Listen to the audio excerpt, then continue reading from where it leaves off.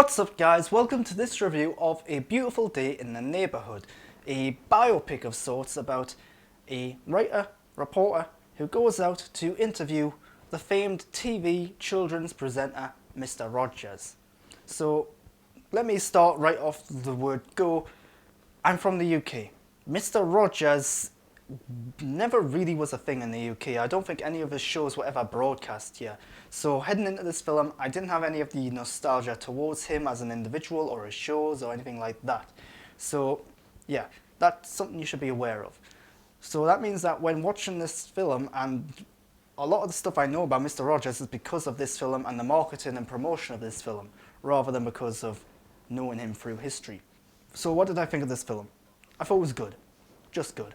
The interesting thing about the story is that, yes, it's kind of a biopic about Mr. Rogers, but it's actually not about him. It's about the main reporter and interviewer. And it reminded the story, the way that it's structured, the way that it plays out, is very similar to, was it the HBO show film from like 2 years ago, My Dinner with Herve, which was really good. Although that was way darker and moodier than what this is. This is much more warm and heartfelt than that was. But it's essentially got the same plot. An interviewer goes out to meet a celebrity. Along the way, you find out about this individual and so on. They've both got problems going on in their social lives. And yeah, very similar structure. Which is to say that this film, in terms of the way that it plays out and the way that the story plays out, not the most original thing there, but it is heartwarming, it is very welcoming and accessible. The story, I would say, lacks surprise though. There aren't any like twists or turns or anything like that. In fact, for most of the film, you're kind of waiting for a big twist to happen.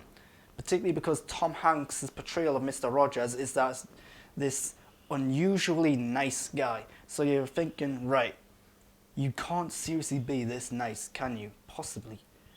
And throughout the film, you're waiting to find out what the dark secret is. What's like the thing that makes him human, so to say.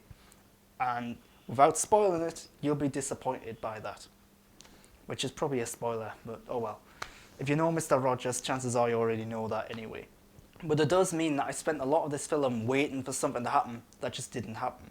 And there is a moment where it kind of sort of happens. But yeah, I'll not touch on that. So to talk about the characters a bit. The characters are interesting. I'll give them that. It's all very well acted. I think the lead character, his name I'm forgetting off the top of my head right now, does a great American accent. I know he's in the TV show The Americans, which I haven't seen, but he does a great American accent and he's Welsh, so that's kind of impressive that he's doing it so well. But the main attraction here is Tom Hanks as Mr. Rogers. It's a great performance from Tom Hanks. Again, I can't compare him to The Real Thing because I've never seen The Real Thing. But it's a great performance. He really does become this lovable, likable, kind guy. I say lovable and likable, but there's always like an undercurrent of creepy in this guy. You're never sure how legit he is, and I think that's what the film wants you to feel. You want him to come across as this lovable, likable guy, but at the same time the film wants you to be questioning it. It wants you to be thinking about it. And yeah, by the end of the film you'll find out one way or another how genuine that is. But great performance from him, great performance from the lead character. The problem though is that heading into this film you probably think it's a film about Mr. Rogers, but it's not. It's a film about this interviewer and reporter. Well, the problem is that this interviewer and reporter isn't as interesting as Mr. Rogers himself. In fact, this interviewer and reporter is going through very generic, standard kind of normal family stuff. He's just had a baby, his dad's came back, his estranged dad came back, he's got a family history there. It's all very by the book, generic stuff. Not bad by any means, it's well done in fact, but it feels like something that's been done before. It doesn't feel like they're exploring new territory, but they are exploring it pretty well. Chris Cooper plays his dad. I think he does a really good job here, but one of the things I really liked about the film is the way in which it tackles the themes. So this is all about what it means to be human, what it means to be a good person versus being a bad person, and dealing with your emotions and anger and stuff like that. I feel like people could go into this film and walk out having a new outlook on life maybe. And I feel like that's what Mr. Rogers was kind of all about. He's about teaching and educating people about the rights and wrongs and how to deal with things. And while he was a children's TV presenter, clearly what he's telling these kids could apply to adults as well. So I feel like the film does a really good job of getting that across. Stylistically though, I've got a couple of problems with this. I think it's really cool what they do in that whenever a character goes from one location to another, they use a shot that's on like a Mr. Rogers TV show style set with like props and puppets, and it's like a model train set kind of thing, and with a false town and stuff.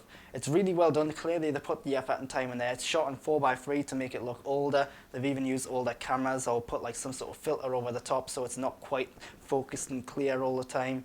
Really well done, but it's distracting. And it makes the whole film feel really tight and confined and limited in scope and budget. And chances are it was. There's not a lot of this film that takes place outside or on location. Most of it's on sets, and you can tell. It's not necessarily a bad thing, but it is noticeable. It feels like because they're using these transition shots, which are good and well crafted and sculptured and so on, it does limit the grand nature of the film. You've also, I think there's some structural problems in that it starts with like an episode of Mr. Rogers' TV show, and then it goes into the interviewers and his stuff. It takes a while before we actually get the real Mr. Rogers on screen, and where we actually see him and are introduced to him properly outside of his TV show.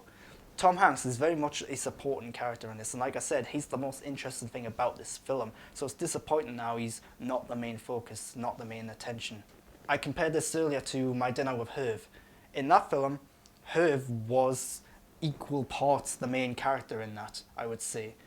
In this one, it's not that at all. It's very much the interviewer as the main character. Tom Hanks is just there, popping in here and there to give him some much needed lessons and words of wisdom sort of thing. But yeah, overall, I like this film. I do think it's good. I don't think it's great by any means. I do think it's got some problems with the structure which affect the pacing and momentum of it. I do think it's a little slow in certain places. At times I feel like it's trying to be funny and comedic but kind of missing the beat a bit. But that's alright. I'm not entirely sure if it's meant to be funny or comedic or not. Ultimately, it's a drama. I like the themes and the messages. I think it conveys them really well. I think people go into this and walk out having learned something. And the performance from Tom Hanks really is the shining star of this film. It's a great performance. He's equal measures lovable and kind while also being a little bit creepy, and that's the whole point of it, trying to work out what is this guy, is he legit, is he not, is there some darker secret behind him, and that really is conveyed through his performance. And of course the direction as well. The fact that so many of the Mr. Rogers scenes is just a camera sitting on his face for long periods of time, even when he's not even saying or doing anything. It really does kind of like make you want to focus in on him a bit more. So I've got to praise the direction in that regard. But yeah, I like the film. I do recommend it. I think it's been out in America for quite a while now, so if you haven't seen it in America, it might be too late, I don't know. But it just came out here in the UK. Go and see it, I do recommend it. And if you've liked this review, I haven't been using notes. I don't know how well this has been conveyed. There's probably a lot of stuff that I'm missing. I'm doing it off the top of my head, just saw the film yesterday. So I apologise there if it's not my best review. But if you've liked this review, subscribe to my channel to get more reviews like it, or hopefully better reviews, in my opinion. And of course, follow me on Twitter and Instagram at _Grant Burton if you want. Until next time though, thanks for watching.